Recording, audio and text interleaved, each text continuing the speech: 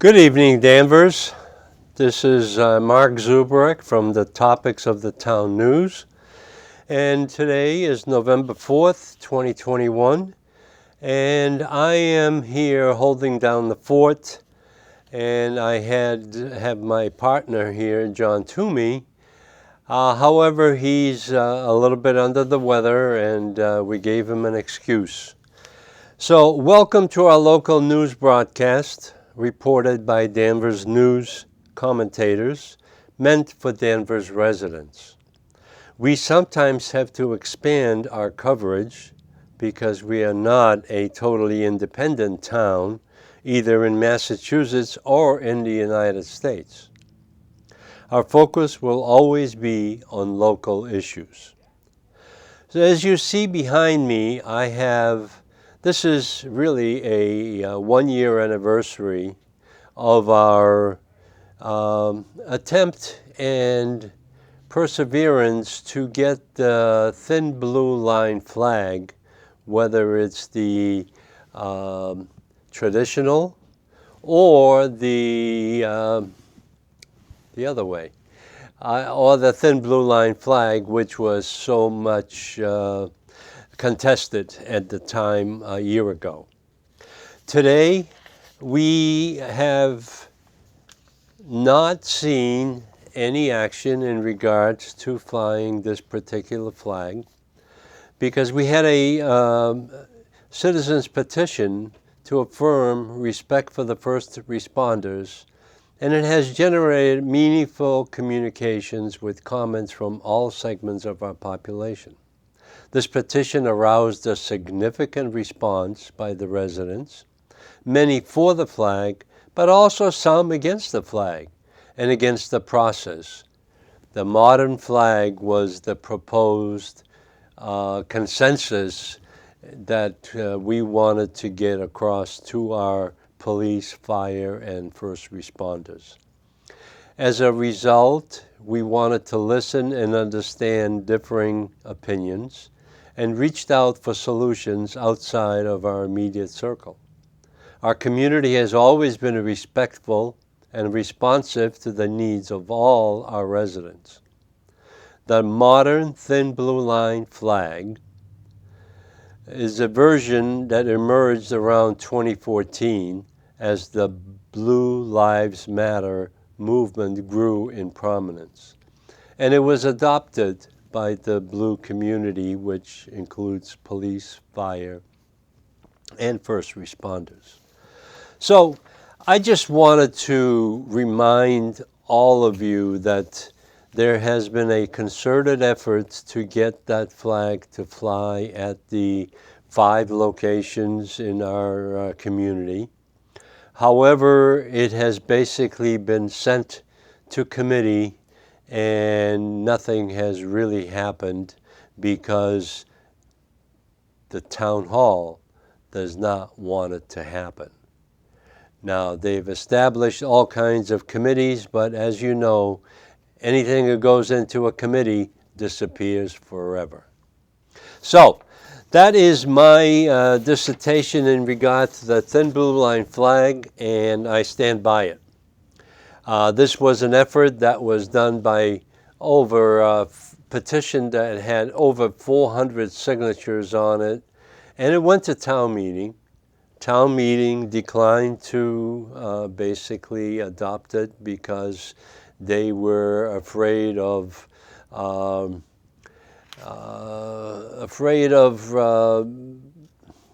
being affected by the type of flag that was going to fly. So I still urge for that committee to adopt the traditional thin blue line flag because that is what the police, fire, and first responders deserve. So we'll move on. There's a clip that I want to show, and this will go very quickly, but this was during our attempt to get the flag in place for the first responders. The King Unwilling was this was a homemade sign, King Unwilling, and we went for votes to the town meeting, and the town meeting was unwilling as well. So let it be what it is, but we need to pursue this matter. The next one that we have for a sign that we've used in the past is, now we have the next clip, David, and that clip says that our voices will change the world. And it did change a lot of things since last year, but it has not provided the visibility of the thin blue line flag. So thank you, David. That will do that for now. And what I have always promised at the show is that we will start with an update of the Selectmen's meeting, but I have 4 other segments, and I just want to give you a heads up. Danvers voting methods is segment 1. Danvers Railroad saving the facility. Resident concerns regarding the Danvers School Department and specifically school committee. And then the last one is resident concern regarding the Beverly Airport. And that's going to be very short because nothing has happened. And we'll talk about that later. Current notes from the Board of Selectmen. This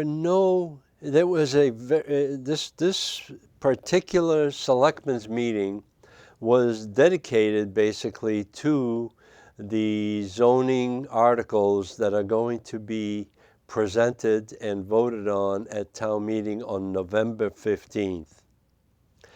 No in-person public meetings for the revisions of the planning board. Meetings were scheduled, no details given. Dan Bennett was the only one that I found several inconsistencies, and he continued on this week's meeting because the zoning board, and the planning board did not really do their job. I don't know how they get away with having remote meetings for the planning board because the public is totally excluded. This town meeting should reject every single one of those articles because they have not been vetted by the general public and the residents of this town. What has happened is the planning board has overtaken all the responsibilities for the general public, and they're using them to dictate how this town is going to be developed. So, that's one of the articles. I have the articles, they're all here, and there's really no explanation for the town meeting members. There are 18 articles, and there's several articles which are, generic. They're basically adopting the new precinct lines. They're adopting some floodplain, requirements. But most of them are clarification to the zoning that we went through 2.5 years ago, I believe. And at that time, we had concerns, and we even had a forum that we held at the library, and they didn't listen at that time. And now they're trying to do is this town meeting supposed to fix all of the mess that they've created in addition to the zoning that was adopted. So I'm not going to get into the details, but one other thing that has come up is the railroad station. The railroad station over the last 25 years has been debated, decided to not debate, decided not to vote, objections from residents, then we have objections from the business community. Let's get this together and move on. This is a station that should be preserved. And we'll get into that as a segment that I promised. The one observation that I have, and I'm going to continue making this observation, the board meetings now are held either at 5 or 6 p.m. instead of the regular 7 p.m. schedules that we have had in the past. Has our select board aged so far that they need to go to bed at 9 p.m.? I mean, there's issues that the Board of Selectmen conducted at their last meeting that should have been held in the planning board meetings. But they had to decide at their meeting, and that lasted till 10 o'clock, and some of the board members left. So I will get into that. So the next item that I want to get into is segment number 1. And we're moving right along here. Segment number 1 was a segment that I had prepared the last 2 weeks ago for the show. And it was intended to identify what voting methods are there right now in our town of Danvers during this last November 3rd or November 2nd election that has happened. We did not have an election because our town, the town elections are in May, and we only participate in the state elections during Novembers every 2 years, and sometimes into a primary. So the whole system, I did not introduce our friends, the turkeys. I just wanted to make sure that everybody knew that Thanksgiving is coming up in 2 weeks, 3 weeks. And as you know, I've had these 5 turkeys, and I think you know what their names are. But the 5 turkeys are keeping me, alive here, because turkeys are going to be very prominent during this Thanksgiving, celebration. But these guys have been with us for the last 3 years, and I really appreciate them representing the Board of Selectmen, because they're all turkeys. So I will get to that a little bit later. Danvers' new voting methods. There are right now, according to the state legislature and the state Secretary of State, Mr. Galvin, first of all, we have in-person voting. And David, if you can throw on the State House, I think that'll be very representative of who's running this town. And it's not the town government, it's the state. In-person voting is the traditional. You go to the ballot box and you cast your vote. You can request an absentee ballot, which I have done because I did a lot of traveling. And you go in, request the ballot, you fill it out, and then you document everything why you're doing it. So this was typically either for health or travel reasons, or just whatever you wanted to put down, I guess. Now there are 2 additional methods that have been instituted in the state, and some of it is only through the end of this year, but some of it becomes permanent. There's a way to request a mail-in ballot. And you go in, and what I was told, and I've concluded my discussion with Catherine Ellsworth, our clerk in the town hall. She was very helpful, and she has conducted many elections since Joe Collins left, but Joe Collins and I always consulted each other on the elections. request for a mail-in voting. Now, as you know, last year, the state, in their wisdom, asked Secretary of State Galvin to mail out the request forms to 4.5 million voters in this state. That really did not happen. There were some that were done, but he has been complaining about that for a long time. And now he's complaining that he doesn't have enough money to mail them out and then have a return mailing in. The other method, the fourth method, is early voting. Early voting has been around for, I think, 3 years now. And this last election, the towns and cities that have had elections, they've extended those as well. So there are four methods: in-person voting, request absentee ballots and vote that way, request mail-in ballot, and that one is basically no reason. You don't have to give them a reason for anything. So really, that is an absentee ballot. The early voting is the fourth method, and that happens for a week or a week and a half before the elections happen. So this has been done as a reason to encourage voting during the COVID pandemic. That's an excuse, but it's encouraging some voters.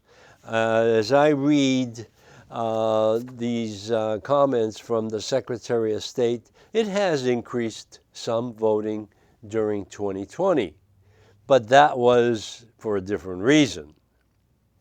Now we'll see, even in Boston, this last election, the vote turnout was very, very low compared to a general election or a presidential election.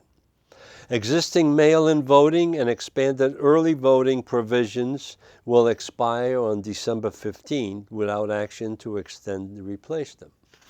They want to make them permanent, which is fine. But the thing is that I found on November 2nd, there was a no excuse mail-in voting is an unconstitutional partisan scheme. Galvin should be urging the legislature to follow the constitutional amendment process, which requires votes in back-to-back legislative sessions, followed by a vote of the people at the ballot box, said Republican State Committeewoman Caroline Colarusso. If the legislature can avoid the constitutional amendment process when it comes to voting, they can ignore it when it comes to any other freedom. So the process is fine as long as it is legitimate. And I don't know if you noticed, I've gone to vote at the high school whenever we have our local elections, our presidential elections, and general elections.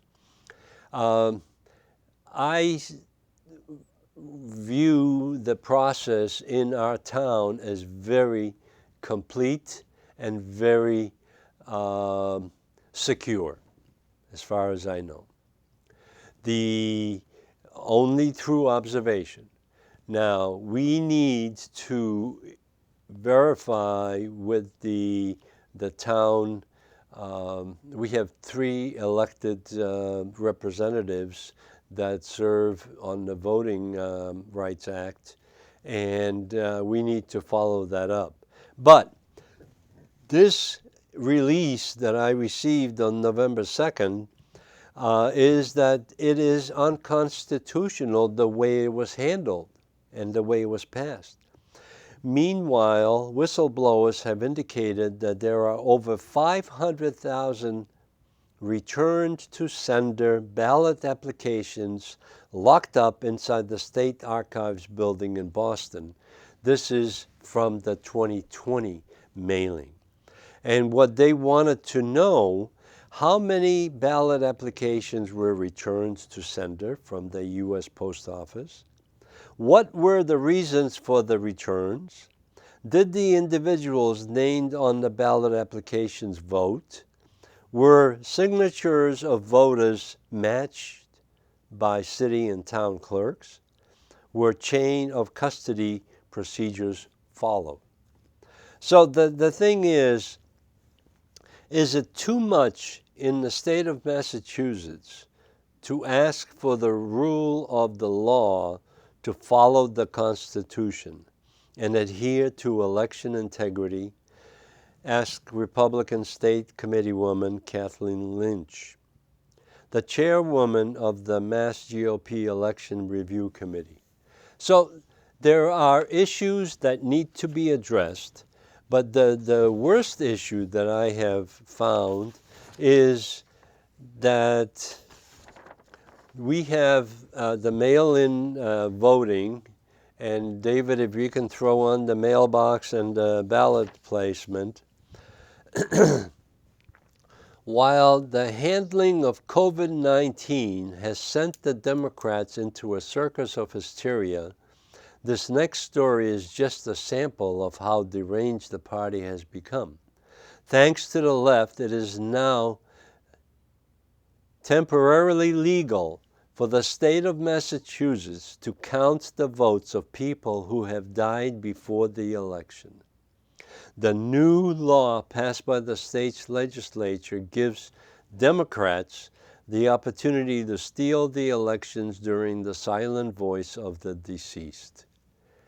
Now, you know what's going on in the country this week, yesterday, day before yesterday. There are things that are happening. We need to stop or prevent them from happening, in our opinion. So, the election process in the state, in the town of Danvers, let's concentrate on the town of Danvers. I am very happy with what I've seen and what I've discussed and interviewed with the town clerk. The process needs to be reinforced, and what we'll do is we'll continue watching and seeing how this process goes. The one thing that I would like to add is during my last election, the May election in the town of Danvers, I saw ballots being counted late in the day that were left over from the early mailing process. And I am going to follow that up because the next election needs to be very clean and clear. So thank you very much for segment 1. And now, excuse me, we'll move on to segment 2. Now, as I promised, the Danvers Railroad station saving is a venture that has been tried several times, and what I've dug up is an article by our friend Ethan Foreman back in 2014. Now, on July 16, 2014, Ethan wrote out this very comprehensive article. Can you show the station, please? And this is the railroad station that's located at the Townsend Oil Company terminal, where trucks go in and they have underground tanks of oil and they dispense them from there. The Townsend family has been so generous over the last 25 years, basically, or even longer, that when this station was moved over, they permitted it to be stored, basically, right at this location. So now we have Article 18 on this warrant article for the town meeting, special town meeting in November 15th. The townspeople were instrumental in putting this on the warrant because the selectmen in their wisdom wouldn't even give a second for Matthew Duggan, who proposed that this happen for the town of Danvers as a preservation and restoration of a historic structure that could serve very well for the town of Danvers. And as you know, over the years we've talked about this, and the prime location for this station, which is located just down the street from the Holton parking lot, the Cherry Street side. That's where it was planned to be placed back in 2014. At that time, we had all kinds of promises from the state legislature. The senator and the representative made all kinds of promises, but nothing ever materialized. The business community objected because the parking lot was funded by several business ventures that are down there, but primarily by Cherry Street Fish Market and the church. The church, in their wisdom, reserved the right to the parking spaces. This was a contribution to the town. That parking lot belongs to the townspeople, all of them, not just Cherry Street Fish Market and the church.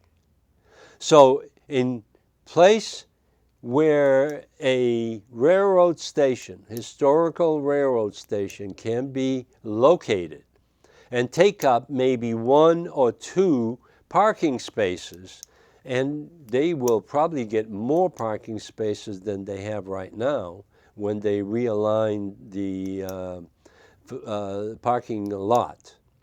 So the thing is that it is the objection of a few for the benefit of the many.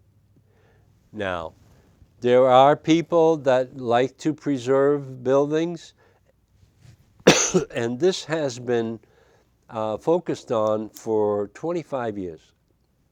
I remember when I was on the Board of Selectmen, John Archer and I did some preservation of a school. And after that, in 2001 or 2, there was an attempt to do the railroad station as well. At that time, the town manager didn't want it because it was to be located right next to the Northeast Savings Bank, which would have been perfect location. But they devised a reason for not having it, and it has been, that spot has been vacant and it will never be built on. So I encourage I'm very happy to hear that Article 18 is on the ballot for the town meeting, and that Mr. George, son of John George, has taken on the baton for the town and the townspeople. I think he understands the preservation of historic facilities like this. And Mr. Trask has also been very supportive. So I am no longer on the town meeting, but I will be watching and reporting to you on this particular item. So the train station goes to the gallows again at town meeting.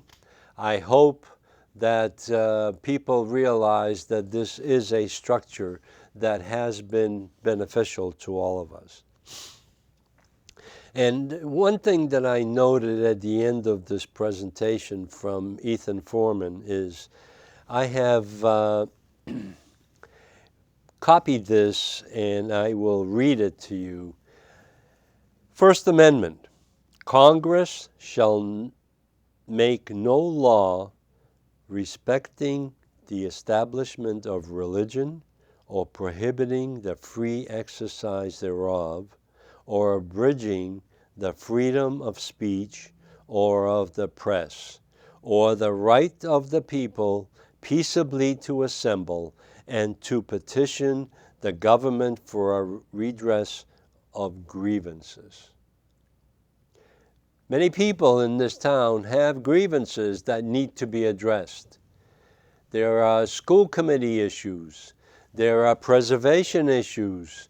There are spending issues. Now, we have every right to do this, to do the redress of grievances.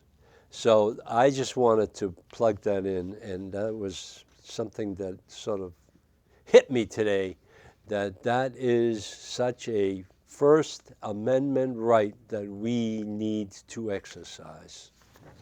So let's move on, and we're moving right on time, is segment number 3. Now this one, this is a continuation of the residents' concerns regarding the Danvers School Department and specifically school committee topics of the town presentation. Now, as you know, last week, 2 weeks ago, Jim Morose and I were on doing our presentation of what is going on with the school committee. The thing is that we do not have enough parents to understand, comprehend, and realize what is being taught in the school system. I have dug up an old article that I created back in October of 2019.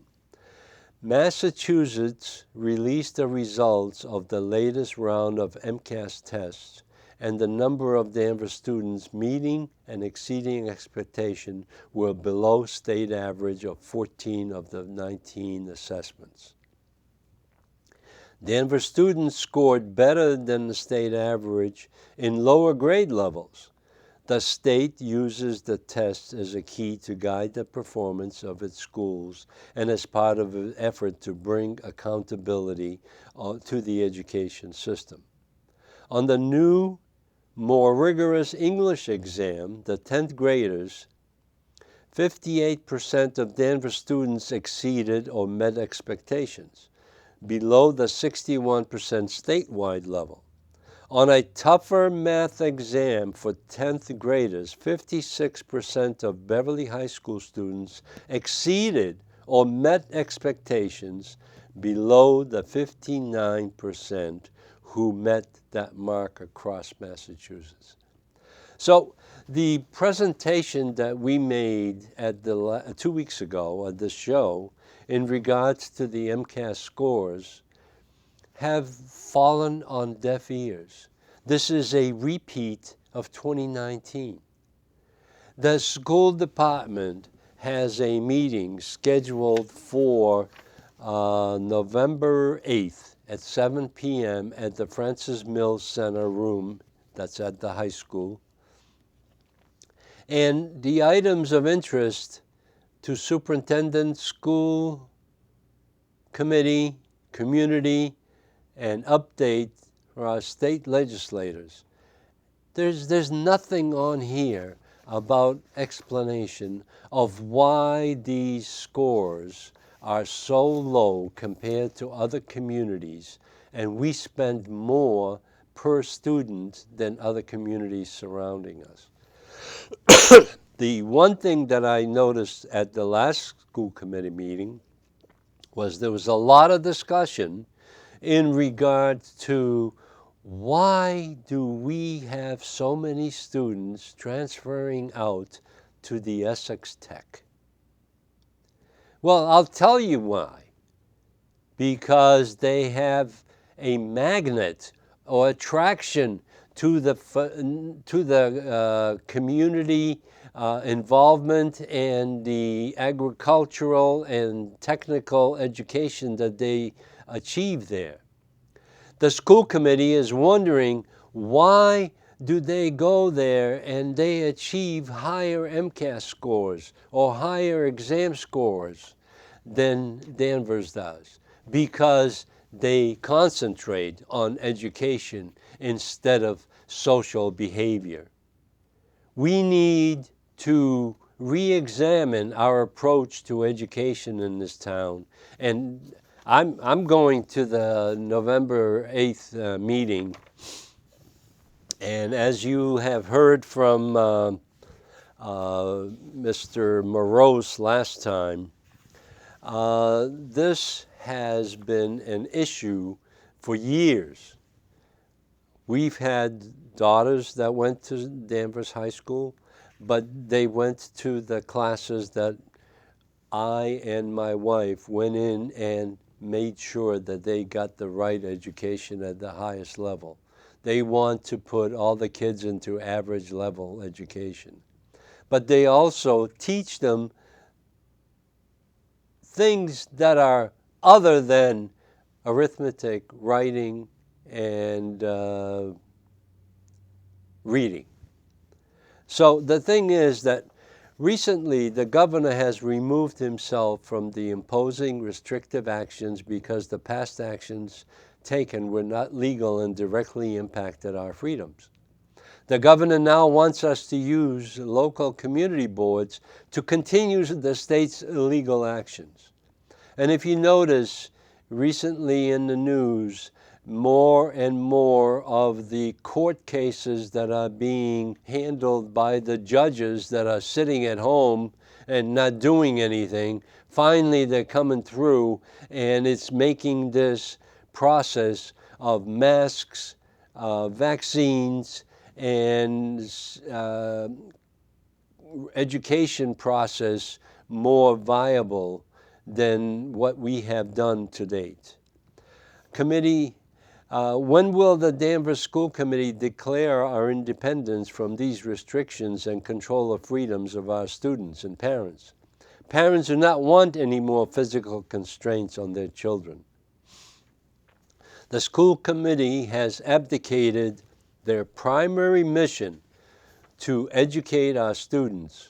Education has taken a step backwards because we have become slaves of the dictated actions by our appointed officials. We are being trained to become isolated and fearful of large groups, gatherings, and public meetings. We have become dependent on the actions of the Board of Education from the state of Massachusetts.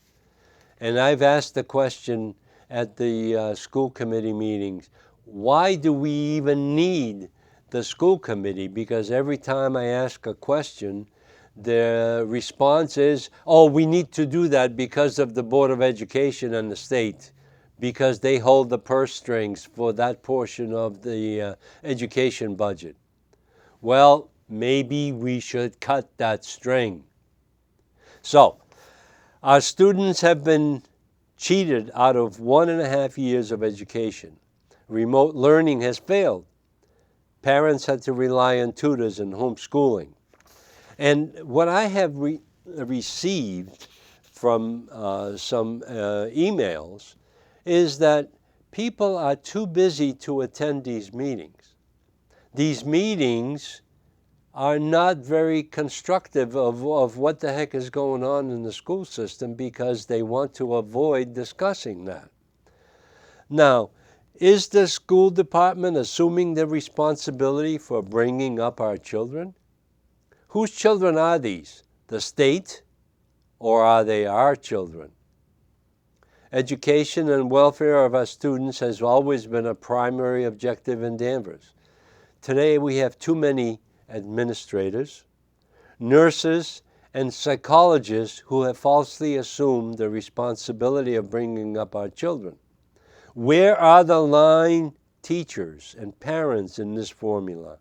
School departments are responsible for education and not for social development and social experimentation. Now, we have been talking about these masks and the vaccines. Look at Hopkinton. They have stopped wearing the mask because they have been vaccinated. Now, is that what's going to happen in Danvers? I don't think so. Because our administration and our health department and our town manager has been frightened to a point where they will not release the control that they already have. Why do people not attend any meetings at the town hall or at the senior center? Because masks are mandated. And mandating does not mean legal restraint. Mandate is a suggestion. And now I think what we need to do is we need to test the system, see what the heck they're going to do, because there's nothing that they can do with that information. Now, I gave an example of how this whole system of masks and vaccines and the resistance from the general population, the mother bears of our community, should come out to the school meetings, because that's when you need to present your concerns. As I was leaving the last school committee meeting, and I already told you this before, I went out of the auditorium door. There was my car and another car way down the other end. Well, as soon as I turned the engine on and my lights came on, the other car was down on by the tennis court area, and their lights went on. It followed me all the way to Route 62. Now, I want to ask you the question, is this the concern that the people have had with the FBI and justice system following us? I don't know, but I am going to watch my back. I hope the police have a smarter captain or sergeant that will not follow through on some of these things. Okay, we are moving right along today. So, the one thing that I want to bring up about the school committee is that I have emails that have come in, and I agree with much, if not most, of what you think, and appreciate knowing that people in our community are watching and listening and responding to the great overreach happening in our town. Please feel free to keep in touch. But the problem is that this is a family that does not want to come out and present their concerns. People are afraid of the administration and the government that we have in this town. The retaliation is worse than letting your kids go down the drain in the school system. Our school system is not as great as everybody thinks, because our parents are not concerned enough. So that's enough said for now. I'm not going to go any further. I'm going to the meeting, and I will make another pitch for releasing some of this administrative stuff. Segment 4, we're right on time. I'm telling you, this is getting good. Segment 4, resident concerns regarding the Beverly Airport expansion, outpouring of noise complaints, and the non-action of the Airport Commission. No communication or monthly meetings held for the last 6 months. Even Select Board has delayed the updates by our Danvers commissioners. They are too busy to respond to the Danvers residents. They're focusing. The planning department director should not be an airport commissioner because he is too busy doing his job. So the thing is, we need a new commissioner from Danvers. But even with new commissioners, they haven't been able to do anything. Now, I have been talking about the assessed valuation of the 170 acres in Danvers are worth in real estate tax valuation of $1 million. Why are we leaving the revenue on the table? Well, I'll tell you why. Because right now, the airport manager and the Beverly mayor are waiting out this issue and will come through with a dictate, take it or leave it. They want the expansion and the FAA grant money. We need to collect our real estate taxes that are due and have been due for 50 years. Wenham gets their tax revenue. Beverly is doing its own thing. Don't kid yourself. They're not paying for it. The residents of Danvers need to take control over this airport, 170 acres. And that is all zone industrial 1, I believe. And $1 million. I'm going to ask for a calculation that's actual. Now, as I said, the airport manager and the commission and the mayor of Beverly have waited out the election or re-election of the mayor, Mayor Cahill, and now they may come back with a meeting next month. But the thing is, why punish the residents of Danvers for the noise and the expansion into the airspace and into the woodlands that surround our community? Size matters. Anticipate larger and noisier cargo and passenger planes. In anticipation of Amazon distribution currently planned in Salem, it is anticipated that Boeing 737, Embraer E170, or even an Airbus A220 may land on a 5,601-foot runway. That's what it's all about. It's all about revenue that they can collect from the takeoffs and landings. But who's paying the bill in the quality of life that we anticipate? Our abutters to the airport are really in a lot of trouble because nobody seems to have a concern for them.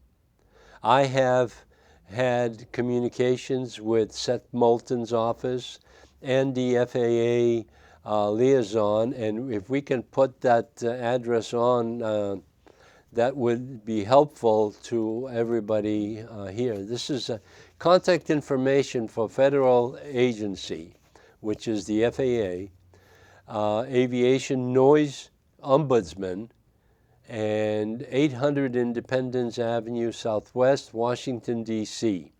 He has an email and he has a telephone. Let's call him.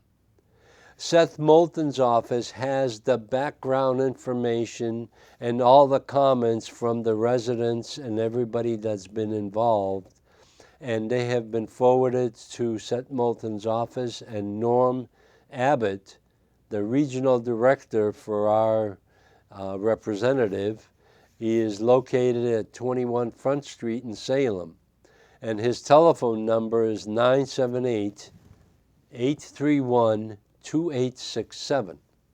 So please, if you are concerned, I have a concern. I have had And I'm on the Route 95 Middleton area, and I have had jets that are flying into Beverly Airport so low that I can read the numbers on their tails. The problem is nobody gives a damn. You make a call to the tower or to the manager, and they don't even return your calls. Now, I have a 3-ring binder of petitions, complaints, letters, and none of them have been responded to. So I have been working with other individuals. We need to get a better idea of what the heck is really going on. The master plan that was discussed and what created all of this expansion has not been concluded. But the application for the $20 million grant has been processed, as far as we know. So what we need to do is we need to explore this, and we need to demand some answers. So stay tuned. Beverly Airport Plant Master Plan runway expansions are already inviting new and more intense jet traffic to our neighborhoods. When will Mayor Cahill finally get involved? He is running for re-election, or he got re-elected. So commissioners were very careful to exclude the mayor from this fray between Danvers and Beverly. The mayor is up for re-election, and he has been re-elected on November 2nd. He needs a call at the Beverly City Hall. I will admit that I haven't talked to the mayor because I have been doing my due diligence with the commissioners and the chairman of the commission. He has been very receptive to listen, but nothing has been done. And our commissioners that we have, we might as well not have them. This is a similar situation of the school committee being told that the Board of Education is dictating whatever they do, and in this case, the FAA is dictating whatever the Beverly Airport does. We need some answers. The one thing that I would suggest, and I have a very imaginative idea, is we need to have an open forum for discussing of these two particular issues. And Topics of the Town may have to sponsor a forum, but now the town manager and the school committee have basically put masks on everybody. It's a gag order. They don't want anybody to discuss their issues. So stay tuned. We may have to have a forum sponsored by Topics of the Town in a outside, I don't know, outside, but in a large facility. And we need to discuss some of these issues. So if you're interested, please contact me either here at DCAT, or you have my phone number at home, and just give me a call. All right, so the last segment, and I am going to, I have had this for a future segment, but I think I can squeeze it in. This is a DCAT members and member concerns regarding the DCAT, a public supported facility or utility, and specifically citizen concerns on the policies and procedures of the Board of Directors at DCAT. I have attended the annual meeting of DCAT, and it was scheduled on October 27th. The results are in, and specific issues are becoming evident and need to be investigated.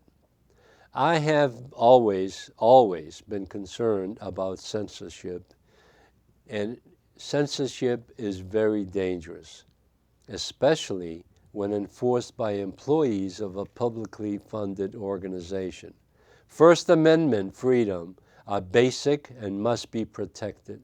We already have too many rules being imposed on us. Freedom Rally, which I have presented after a month of eradications of comments and pictures and things like that, which was totally unnecessary because it's a news broadcast. Freedom Rally on the steps of the Mass State House was held on Sunday, September 26th. See details on report on topics of the town news. We have put that on as a recurring presentation, and I thought that was something that Danvers residents attended, and they need to know what's going on in the state level instead of just in the Danvers community. Danvers community is affected by many other things, and we will start discussing those as we go past this special town meeting. I was going to have a clip, but I think this is a continuation of the turkey exercise, because I bought these turkeys as a display when I found that the Board of Selectmen were at that time, and they were conclusively turkeys because they made some weird decisions. And now we continue that, but we need to be careful not to smear them all with that. But they do deserve to be called turkeys. So the last item that we have is it's easier to fool people than to convince them that they have been fooled. That is a quote by Mark Twain, and Mark Twain has been a fixture on this show at the conclusion for a long time now. I am going to continue showing this because it is so appropriate to the residents of Danvers and to the management of this town.